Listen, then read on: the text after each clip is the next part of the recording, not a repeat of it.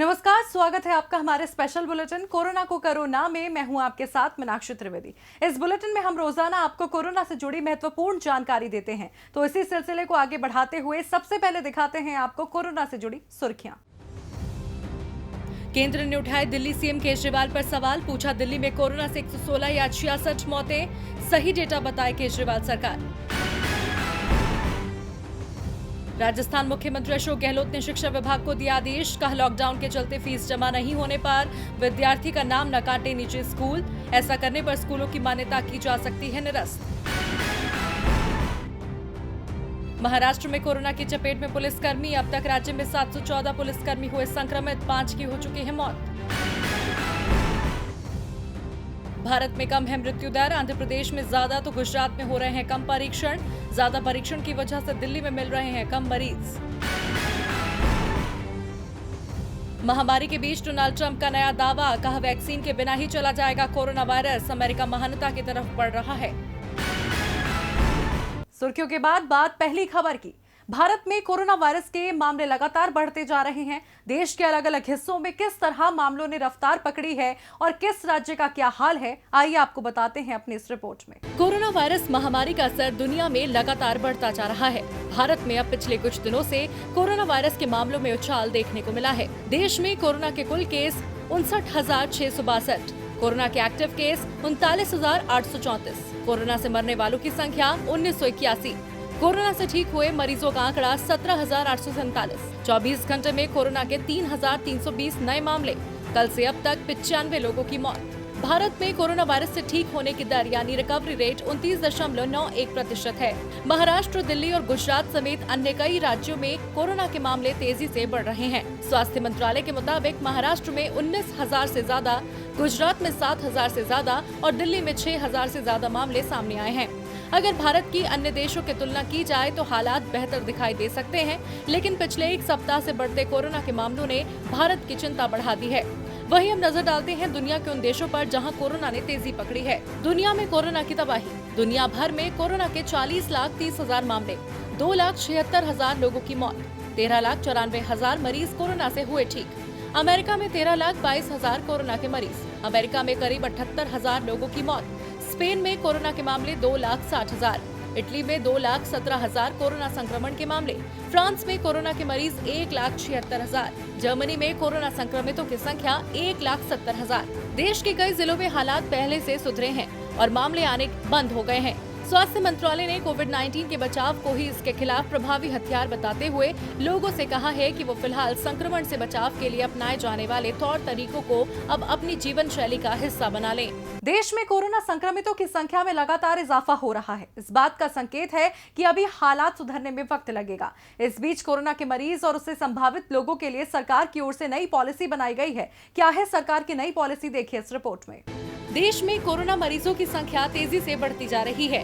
अब तक जो आंकड़े सामने आए हैं वो हैरान करने वाले हैं, जिसके लिए देश में हर वो जतन किए जा रहे हैं जिससे कोरोना पर लगाम लग सके। जहां कोरोना से संक्रमितों का आंकड़ा बढ़ रहा है तो वहीं अच्छी बात ये है कि करीब 18,000 कोरोना मरीज ठीक भी हुए हैं। महाराष्ट्र, गुजरात, दिल्ली और मध्य प्रदेश में कोरोना मरीजों की संख्या सबसे ज्यादा है। इस बीच केंद्रीय स्वास्थ्य मंत्रालय ने कोरोना मरीजों को अस्पताल से डिस्चार्ज किए जाने की नई पॉलिसी जारी की है। डिस्चार्ज पॉलिसी में मरीजों की देखभाल और उसकी स्थिति के बारे में विस्तार से बताया गया है।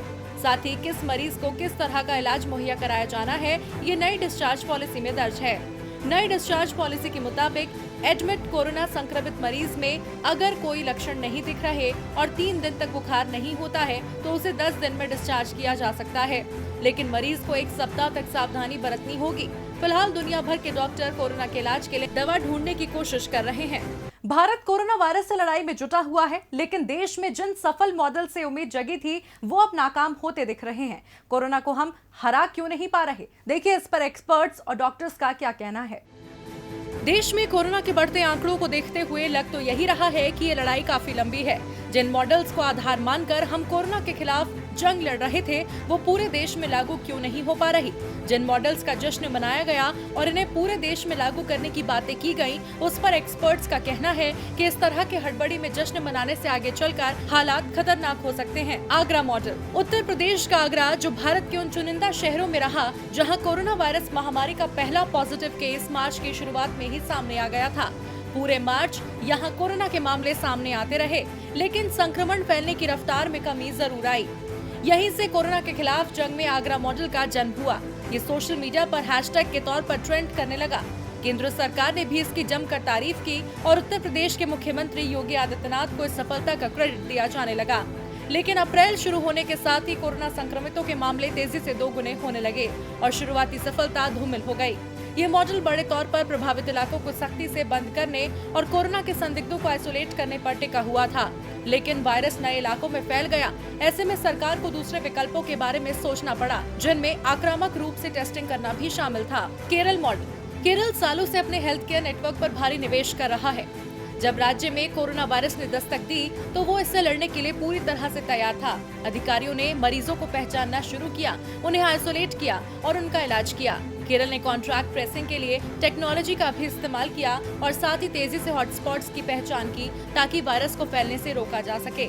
लेकिन एर्नाकुलम जिले में कोविड-19 के इलाज के लिए नोडल ऑफिसर डॉक्टर फतेउद्दीन किसी भी जगह के मॉडल को सफल मॉडल कहना गलत मानते हैं। वो कहते हैं, हमने केरल के कुछ इलाकों में फिर से मामले आते देखे हैं।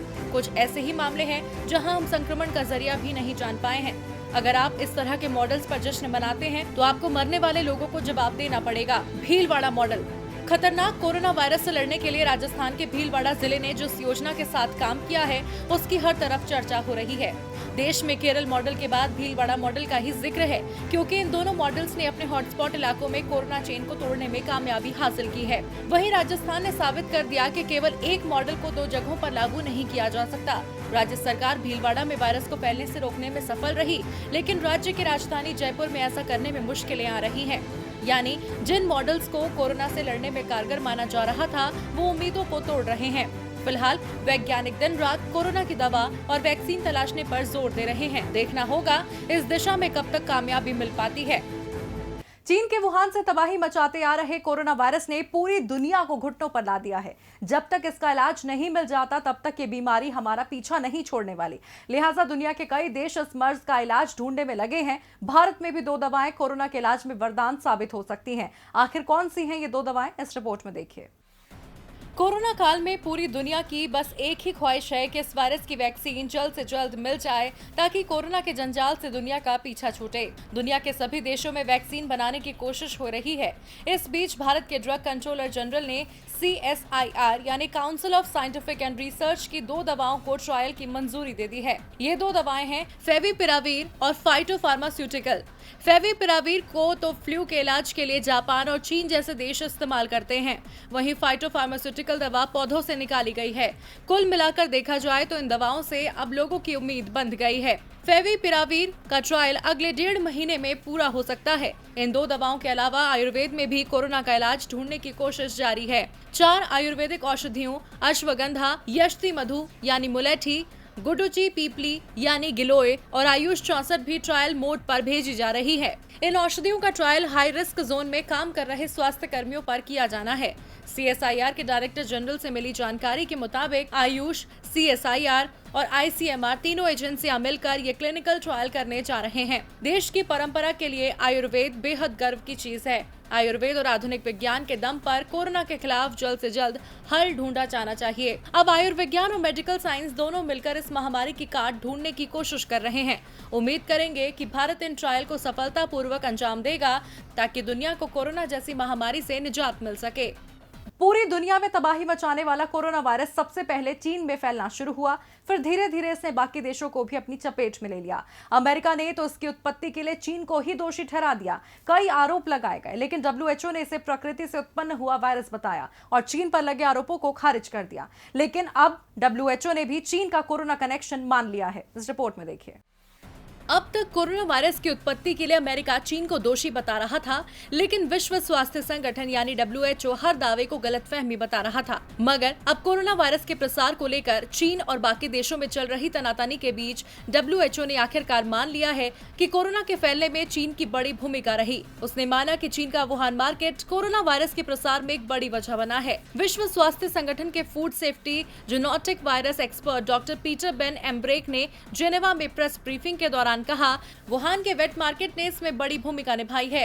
ये साफ है, लेकिन क्या भूमिका है इस दिशा में और ज्यादा रिसर्च की जरूरत है। उन्होंने कहा कि इस शहर में वायरस कहीं और से आया या इस वेट मार्केट से वायरस बाहर गया, यही शोध का विषय है। लेकिन ये सवाल जरूर उठता है कि कोरोना वायरस के फैलाव में इस शहर की भूमिका कितनी थी।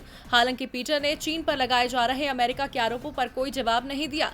उन्होंने कहा कि ये जानने में 1 साल का समय लग गया था कि मर्स यानी मिडिल ईस्ट रेस्पिरेटरी सिंड्रोम का सोर्स ऊंट है। इसी प्रकार कोरोना के मामले में अभी भी देर नहीं हुई है। हमारे लिए अभी सबसे ज्यादा जरूरी इस वायरस का प्रसार रोकना है। चीन पर बात करते हुए पीटर ने यह जरूर कहा कि जांच की बात की जाए तो चीन के पास जांच के सभी साधन हैं और बहुत से योग्य रिसर्चर्स भी हैं।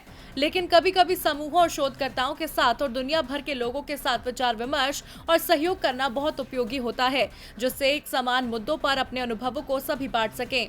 चीन का वुहान वेट मार्केट, जहां से कोरोना फैलने की आशंका शुरू से ही जताई जा रही है, इस मार्केट को चीन ने वायरस के प्रसार को रोकने के लिए जनवरी में ही बंद करने का फैसला लिया था और वन्य जीवों के व्यापार और खपत पर अस्थायी प्रतिबंध लगाने का आदेश दिया था। वहीं अमेरिका के विदेश मंत्री माइक पोम्पियो ने फिर दोहराया कि इस बात के सबूत हैं कि चीन के वुहान मार्केट से ही कोरोना वायरस फैला है। पोम्पियो ने एक इंटरव्यू में कहा, चीन ने पूरी दुनिया से कोरोना के डेटा को छुपाए रखा।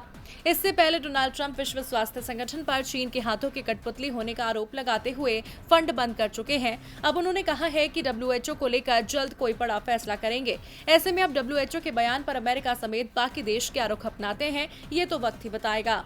इस बुलेटिन में फिलहाल इतना ही। आप अपना और अपने परिवार का रखें ख्याल। नमस्कार।